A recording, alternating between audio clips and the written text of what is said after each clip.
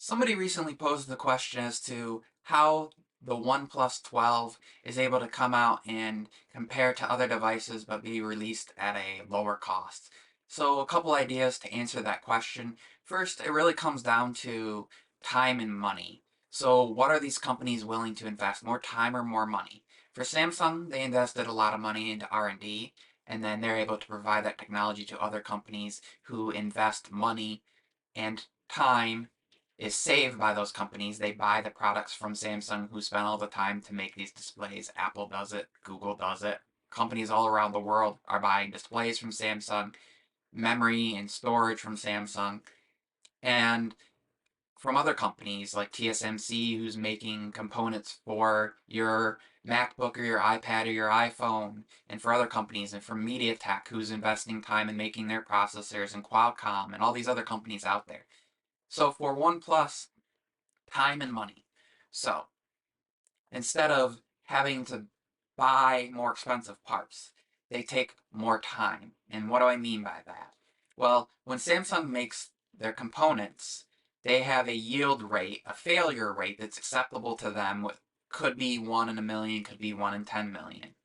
Where OnePlus, they may sell to OnePlus a component where OnePlus is okay with a failure rate of 1 in 10,000, which could be, 10, 100, 1,000 times more likely to have a failure rate than the other companies. Now, it doesn't mean it will fail that much. It just means that testing and going through the products and going through the number of chips they're given. If they're given 10 million chips, they have to go through because chances are a higher rate of those will fail.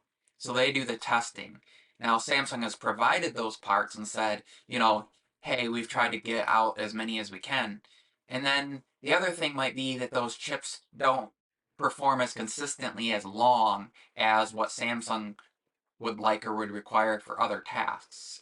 So for OnePlus, that's not as big of a deal because, yeah, they're putting in more RAM and they're doing some things, but are they doing these desktop modes? Have they developed DeX? So that's time. That's features as well that Samsung has invested in their own desktop mode, expanding on Google's native desktop mode, or the Edge panel, rather than like a simplified thing, has other options in there as far as screen recording and screen capture and editing photos and some features that are in there. Samsung has the whole kitchen sink.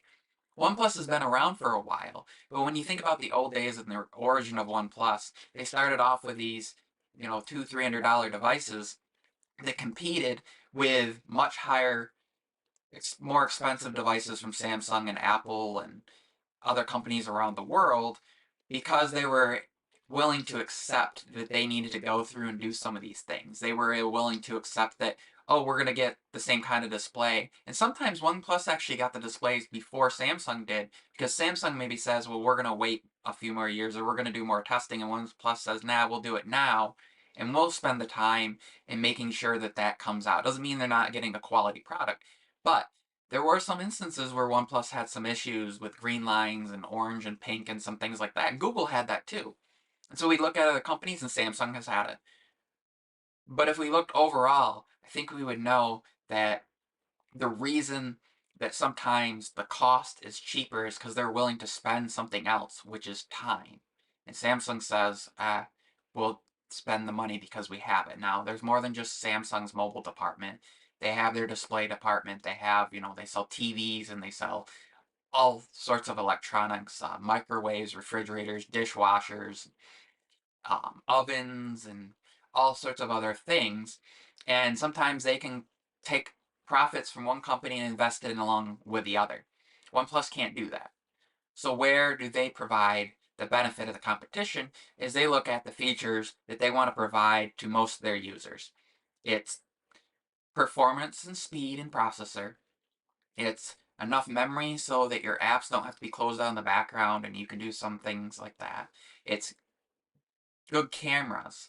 And not only have they improved on that as far as point and shoot for the normal general user, but for the professional who wants to go into a pro mode, who wants to use 10-bit photo, and who wants to be able to record at 4K 60, you can do that, and switching lenses and zooming in and out. But if you're just the general user who probably most of the time spends your time maybe in the main lens and sometimes in the telephoto lens, taking pictures of your kids running around. Capture speeds are important to them. So they focus on the aspects that they want to provide to the user. Fast charging, long time battery life, water resistance, and whether they pay for that IP rating, that can save them cost on each device, $25, $30. Um, Rating by paying Qualcomm to get the ratings for video out. They didn't do that on for a number of years and then they did it and then they didn't do it again and now they're back to it. So the deals that they make with the companies to provide these features to bring the cost down and say, hey, we can't pay that much, but we'll pay this. Or they'll integrate the features and figure out a way to do it without having to pay those companies. But that's time.